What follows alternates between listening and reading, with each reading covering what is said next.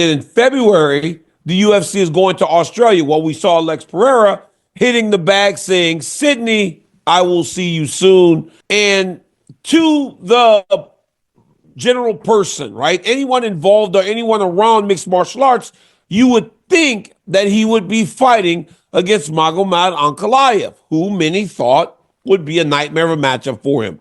But if I'm being honest with you, if you watched the last fight between Rakic and Ankalaev, granted, I thought Rakic fought better, which made it a tougher fight for Ankalaev. It's hard not to think that Alex Pereira would find the same kind of success that he's been finding against everyone else.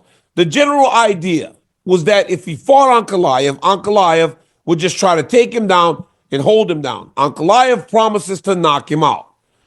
You know, a lot of times fighters will say things to make people buy in, to make people go, I want to watch that. I want to see him do that. I want to see him test himself against Alex Pereira in that way. We saw in his fight against Rakic, he did just that. No takedowns. But people are misunderstanding a little bit. Like, Ankalaev is not this high-level great wrestler. He's the best wrestler in the light heavyweight division right now, but he doesn't have all the accolades that come with what used to be considered a great wrestler in this division. With all that being said, that if you're going to fight Ankalaev right now as Pereira, you think it should be now. If Ankalaev showed that he is willing to stand with Pereira, you would think that that would be now. But Pereira tweets, I just received confirmation that it won't be Ankalaev. So who, right? Who would he fight if it's not Ankalaev? He has beaten Yuri Prochazka twice. Jamal Hill is fighting Yuri Prochazka now. He just beat Khalil Roundtree, who was number 8 going into the fight. That shows you what he has done to the light heavyweight division. Granted, he has not cleared it out yet because he hasn't beaten everybody. But the guys that he's beaten, and in the way that he's beaten them, he has eliminated them from the top of the division at this moment. Jamal Hill has a great performance against Yuri. He could earn a title fight again. So already, Pereira may be finding himself running into rematches if he doesn't fight Ankalaev, when reality tells him that right now is the best time to do so. I'm kind of trying to find and understand how or who else he would fight. Luis, throw the light heavyweight rankings in the chat real quick while I get to this point, because I need to know. I need to look down the line to find out who he could possibly fight if he's not fighting that man. It has to be Ankalaev. It has to be Ankalaev. And I would say there's never been a better time for Pereira to fight Ankalaev than right now. He said he's saying this based on a meeting he had with Dana and Hunter. I don't find Pereira to be a liar either. That's why I'm concerned that this dude Ankalaev is not going to get a championship opportunity. Here are the rankings. Lou texted it to me instead of putting it in the chat. All right, so Ankalaev's 1, Prochazka's 2, Jamal Hill's 3, Blachowicz is 4, Rakic is 5. He has beaten Prochazka, Hill, Blachowicz. Rakic just lost again. He beat Khalil Roundtree. So who, right? Who? Dominic Reyes actually looked pretty good in his last fight, but he's number 11. It has to be Ankalaev. There's no one else in these rankings that makes sense for him to fight. Carlos Ulberg has a fight. If Carlos Ulberg wins, then granted, it looks like a new challenge. But even that, right? Like, he's a striker. What's he going to do to Alex Pereira? It's got to be Ankalaev. I mean, looking at these rankings, Pereira set up pretty nicely for a while if he wants to. It has to be Ankalaev. And I think that right now is the right time for a Pereira Ankalaev fight. I'm interested, though. Watching that dude hit the bag is exciting to me. Because when you look at those rankings, guys, and if you're an NCAA wrestler right now that weighs in the 220 to 25-pound range, and you look at these rankings, You start going, man, I'm going to MMA. I want to fight in the UFC because a wrestler, a high level wrestler right now would seem to be able to feast on these matchups. Like the champ, Prohachka, Jamal, Yuri, Rakic, Allberg. Guys, striker, striker, striker, striker, striker, striker, striker, striker, striker, Johnny. Well, I'm all the way down to Johnny Walker, striker, Reyes, striker.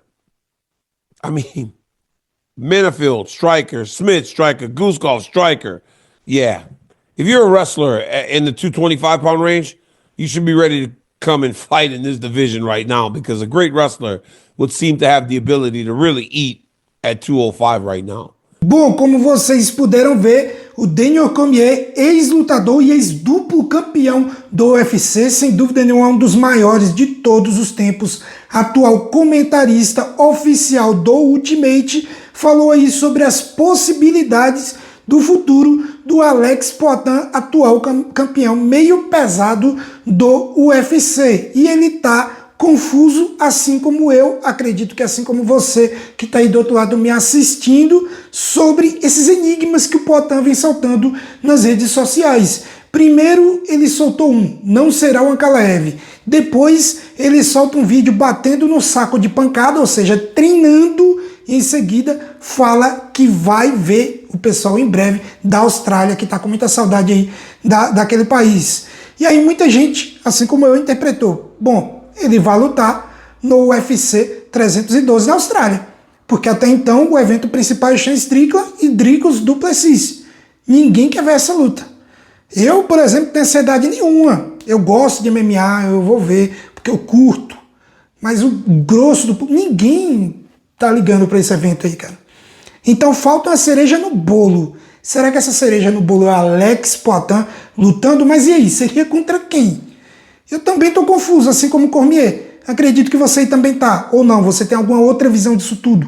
Coloque aqui no campo de comentários. Você acha que o Alex Poatan vai enfrentar alguém dos meio pesados que não sejam Ankalaev? Seria ridículo. Seria bizonho, cara. Nojento. Na minha opinião, ou ele enfrenta o Chimaev por ser a luta do dinheiro, não pelo Chimaev merecer nada do tipo. Esportivamente falando, que merece Ankalaev, cara. Não tem outra. O Chimaev seria a luta do dinheiro, eu iria compreender.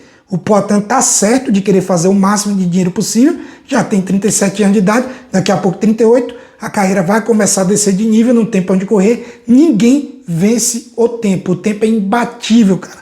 Então, assim, nessa categoria, eu só aceito tranquilo se for o Ankalaev ou o Chimaev em uma luta pela grana. E também em alguma coisa no contrato que o próximo tem que ser Ankalaev, ponto. Ou uma luta nos pesos pesados aí contra John Jones ou Tom Aspinall. Tem que ser alguma coisa disso. Ele não pode fugir disso aí, cara. Ele não pode enfrentar mais um striker nos meio pesados. Ele não pode, por exemplo, esperar pelo Jamal Hill, caso ele vença o Jiri Prochazka. Não pode acontecer isso aí. Carlos Zilberg não pode. Não pode. Tem que ser um Ankalaev. E a outra opinião que o Cormier deu aí, que esse é o momento dos grandes wrestlers falarem, opa, dá pra eu chegar a ser campeão no UFC. E eu concordo com ele. A categoria tem infestada de strikers. Até o cara do grappling, que é o Ankalaev, ele meio que se apaixonou pela trocação, né? Assim como o Justin Gaethje, que para quem não sabe, é originalmente um wrestler e não trocador, como ele sempre é, nunca tentou cadar ninguém, tá bom? Então ele meio que se apaixonou pela trocação e deixou o wrestling de lado. Usa de vez em quando precisa muito, como por exemplo contra o Jan Blachowicz, que ele precisou bastante, porque ele estava levando muita lapada de low kick. Algo que contra o Poatan com certeza ele iria levar ainda mais. Então o único grappler de qualidade da categoria não luta grappling em suas lutas. Então um grande wrestler, ou América, o wrestling olímpico dessa faixa de peso, entre 84 a 93 quilos aí, entre pesos médios e meio pesados, é a hora. É a hora do cara olhar e falar, opa, é uma mina de ouro essa categoria. E tá certo. Um grande wrestler com uma adaptação boa para o MMA conseguiria ser campeão atualmente na categoria até 93 quilos, na minha opinião. Você pode ficar à vontade para discordar, pode dizer que o Alex Poatan é invencível, que vai derrubar todo mundo. E eu não consigo ver assim. Eu sou sensato, eu sou fã do Poatan. Se depender de mim, o Poatan vai ganhar de todo mundo, vai ganhar do John Jones, do Tom Aspen, do Cormier, mas não é assim que a banda toca. Eu querer não quer dizer que vai acontecer. A minha análise técnica é de que um grande wrestler adaptado para MMA vence o Alex Pereira. Agora coloque a sua opinião aqui no campo de comentários, se inscreva se ainda não for inscrito, vai deixando o like se gostou do conteúdo, clique em hypar para dar aquela moral, para dar aquela força, você vai estar ajudando demais, não vai te custar nada, além de 2 a 3 segundos do seu tempo. Tamo junto, valeu e até mais.